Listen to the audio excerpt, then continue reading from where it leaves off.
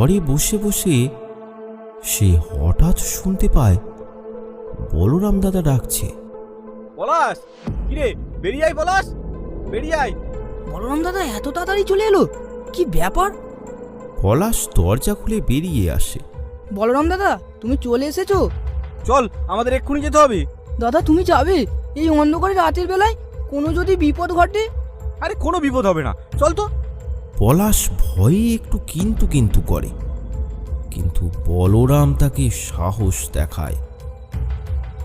সেই জন্য সে বেরিয়ে পড়ে বলরাম দাদার সাথে।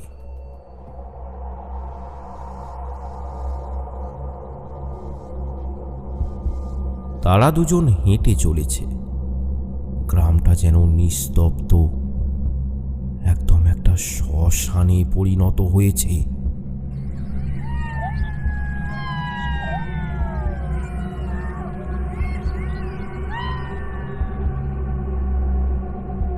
দেখতে দেখতে বলরাম আর পলাশ একটা অদ্ভুত জায়গায় পৌঁছায়।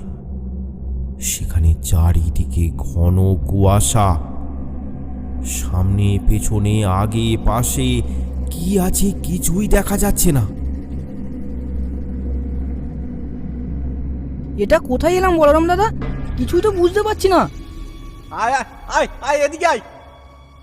অনেক দূর থেকে ভেসে আসছে বলরামের গলা, কিন্তু কিছুক্ষণ আগেও তো বলরাম এখানেই ছিল। এই কথাটা ভেবেই পলাশ চারিদিকটা ভালো করে দেখে। তার চারপাশটা কেমন যেন একটা ধোঁয়াশায় ঢাকা। এই গরমকালে ধোঁয়াশা কোথা থেকে এলো? পলাশ এবার প্রচন্ড ভয় পেয়ে যায়। এদিকে আয় বলছি, তাড়াতাড়ি আয়। তুমি কোথায়? আমি বাড়ি যাব দাদা, আমি বাড়ি যাব।